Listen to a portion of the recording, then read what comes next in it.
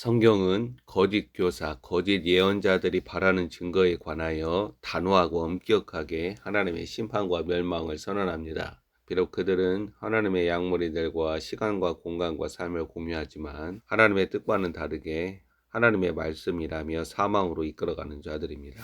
예언서는 거짓 목자, 거짓 예언자, 그리고 그들의 거짓말을 고지 듣는 하나님의 백성들을 향해 경고와 심판을 바랍니다.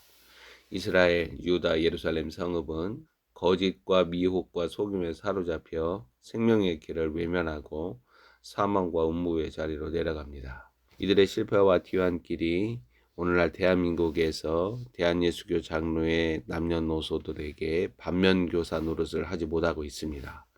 2020년 이후 2번이나 아웃당한 교회들과 성도들은 적그리스도 질서와 세상을 구현하는 자들에게 좌파나 우파 상관없이 종노릇하고 있습니다.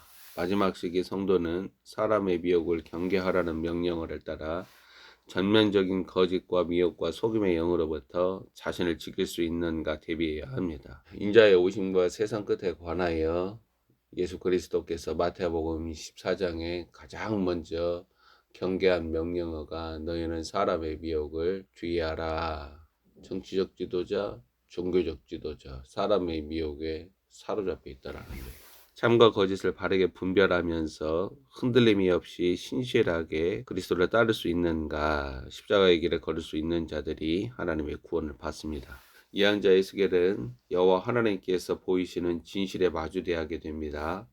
성전을 중심으로 은밀하게 숨겨진 추악한 민낯에 다가가면서 혹독하게 가중되는 하나님의 심판과 진노를 이해하게 됩니다.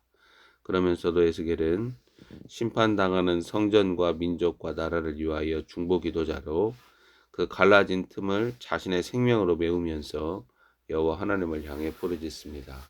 나라 살리는 구국기도는 에스겔의 본을 따라서 주님께 부르짖어야 합니다.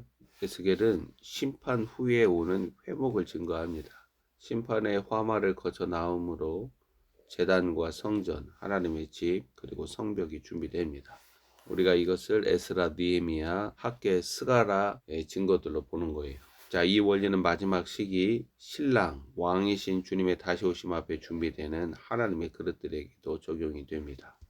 심판의 불이나 여호와의 칼은 하나님의 목적과 뜻을 이루기까지 그치거나 도로 칼집에 들어가지 않아요. 이 심판의 불은, 진노의 재앙은 마지막 큰 음녀 바벨론의 세력들과 적그리스도 용을 겨냥합니다. 오늘날 종교에 지나지 않는 기독교나 종교본산지 지상교회 위에 심판은 작정되고 시행됩니다. 만민이 기도하는 집이라는 정체성을 상실한 곳들은 종교본산지는 심판의 화마에서 자유롭지 않습니다. 예언서가 증거하는 주님이 자신의 집을 공격하시고 심판하신다라는 사실은 놀랍지 않아요. 베드로전서 4장 17절 18절은 하나님의 집에서 심판을 시작할 때가 되었나니 만일 우리에게 먼저 하면 하나님의 복음을 순종하지 아니하는 자들의 그 마지막은 어떠하며 또 의인이 겨우 구원을 받으면 경건하지 아니한 자와 죄인은 어디에 서리요 경고합니다.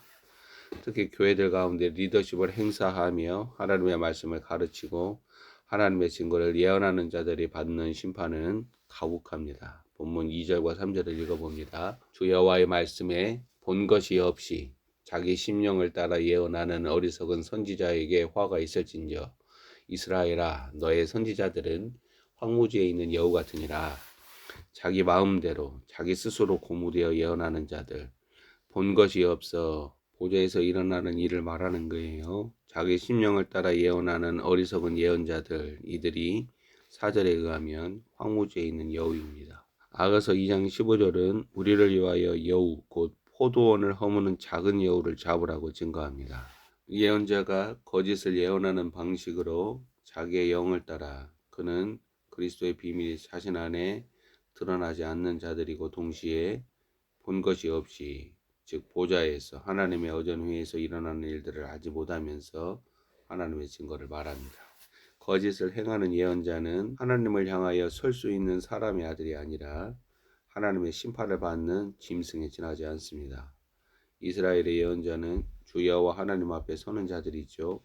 그들의 눈과 귀는 하나님의 보좌를 향하여 열려 있어야 합니다. 동시에 거룩하신 하나님의 영광과 임재라는 무게를 견뎌낼 수 있을 정도로 하나님 앞에 머물러야 합니다. 그들은 자신의 생각과 판단을 하나님을 향하여 말하고 대화할 수는 있어도 자신의 생각과 판단을 하나님의 이름으로 하나님께서 주시는 증거로 말하지는 않습니다.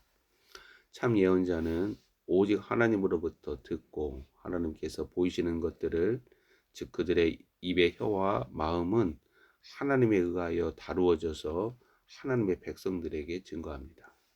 거짓을 하나님의 이름으로 하나님의 증거로 말하는 예언자들을 황무지의 여우로 표현하는 증거에서 이스라엘과 유다의 영적 실상은 그대로 드러납니다. 이러한 예언자들이 권력과 지위와 존경을 안고 나라와 민족을 황폐하게 이끕니다. 지금 대한민국에서 유통되는 기독교 신앙 양심과 걸어갈 길을 무너뜨리며 망하게 하는 자들은 성도들로부터 존경과 지위와 권력을 지닌 자들입니다. 그들은 황무지에 거하는 여우, 거짓 예언자, 거짓 교사들이 지나지 않습니다. 이스라엘이나 유다는 참 예언자들은 멸시하고 조롱하고 핍박하고 죽이고 내쫓았어요. 오늘날 기독교 지상교회도 마찬가지예요. 자, 본문 5절을 보면 그들은 성벽을 수축하지 않는 자들입니다. 성벽은 하나님의 전쟁에서 거룩한 백성들의 정체성입니다. 성벽은 거룩과 같이 구분을 드러내죠. 세속과 이교와 우상화로 들어가는 기독교 지상교회의 운명에서 성벽은 거룩하신 하나님을 향한 일편단심적 충성과 헌신을 드러냅니다. 성벽이라는 거룩한 색, 띠가 없이는 악한 영들과 세상과의 전쟁은 일어나지도 수행할 수도 없습니다. 전쟁에서 견디게 하려는 용도로서 성벽은 마지막 시기 미혹과 거짓과 속임의 영들의 활동 가운데서 군사공동체로서 하나님의 백성들이 반드시 세워야 합니다. 하지만 거짓 예언자들은 성 무너진 곳에 직접 발품함으로써 참상과 현실적 대안을 세우지 않으며 반드시 전쟁에서 요구되는 성벽을 구축하지 않으면서 자기 마음대로 예언합니다. 본문 6절은 주님께서 말씀하셨다고 내뱉는 자들을 허탄한 묵시와 거짓된 점괘로 규정합니다. 허탄한 묵시와 거짓된 점괘가 여호와의 말씀으로 둔갑하고 여호와의 말씀이라는 권위로 거짓 선지자들을 통해 교회들에게 증거됩니다. 그리고 성도들은 그 말이 확실히 이루어질 것을 의심하지 않고 따릅니다. 이 헛된 일들이 지난 20년, 21년, 24년, 25년 지금까지 대한예수교 장로의 남녀노소, 한국발 기독교 마당에서 일어난 일들입니다. 다른 예수, 다른 영, 다른 복음은 거짓 권위의 실체입니다. 목사의 권위는 그리스도에게서 나오지 모세의 자리에 앉는 것으로 나오지 않아요. 권위는 위로부터 오는 것으로 그리스도의 동선을 따르는 합당한 그릇 위에 놓입니다. 본문 7절을 세 번역으로 읽으면 나는 너희에게 전혀 말한 일이 없는데 너희는 나에게 받은 말씀이라고 하면서 헛된 환상과 속이는 점괘를 말한 것이 아니냐입니다. 7절은 오늘날 엔드타임과 관련해서 유튜브 영상들로 돈벌이 하는 자들에게 임하는 하나님의 심판과 진노의 근거입니다.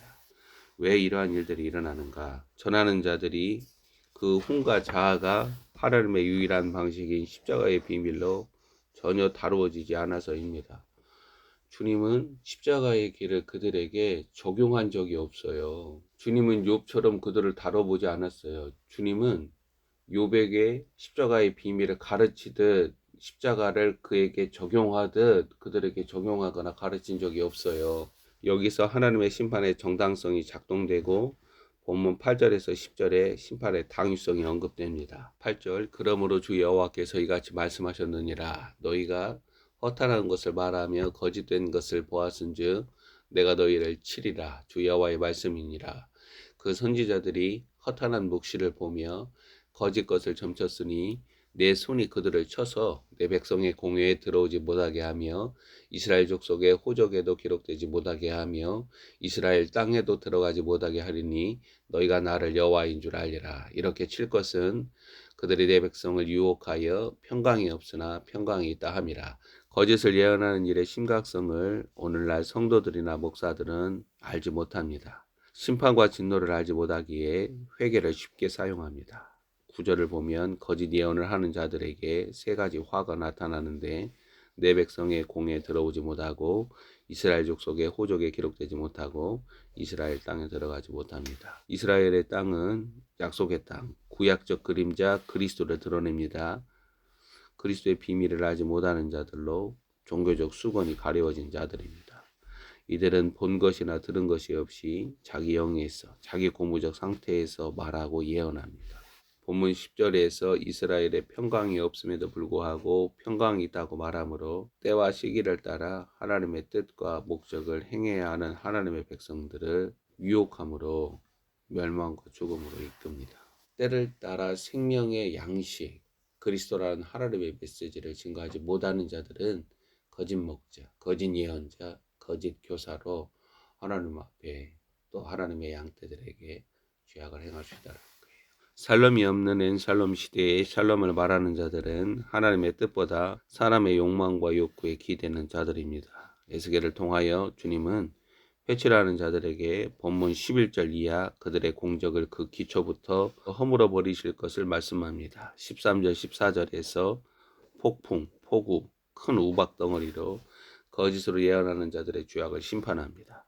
본문 10절과 16절이 강조하듯이 회칠한 자들은 샬롬과 인샬롬에서 거짓을 말하는 자들입니다. 평강은 의의 열매이자 그리스도의 은혜예요. 의의 열매라는 사실이 굉장히 중요합니다.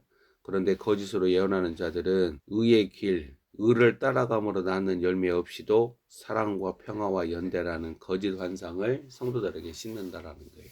정치적 지도자, 종교적 지도자, 이 사람의 미혹을 경계하라.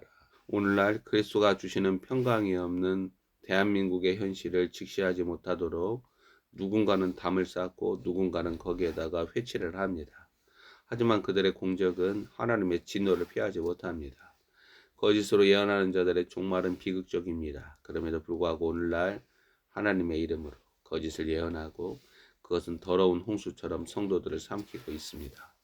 하나님의 살생부에 기록되는 거짓 예언자들, 회칠한 자들을 여전히 지지하고 존경하며 그 종교 본산지에서 떠나지 않는 성도들은 본문 19절이 증거하는 거짓말을 고지 듣는 내 백성입니다. 그러한 성도들은 거짓으로 예언하는 자들의 봉사자, 부역자들입니다. 결코 안전하지 않아요. 마지막 때 주가 다시 오심을 사모하며 준비하는 하나님의 백성들은 이러한 세상과 종교 본산지에서 오직 하나님의 길, 십자가의 길을 걷는 자들로 살아가야 합니다. 우리의 눈을 열어주시고 우리의 귀를 열어주시도록 기도합니다. 주님께 가까이 나아가도록 자신을 온전히 내어드립니다.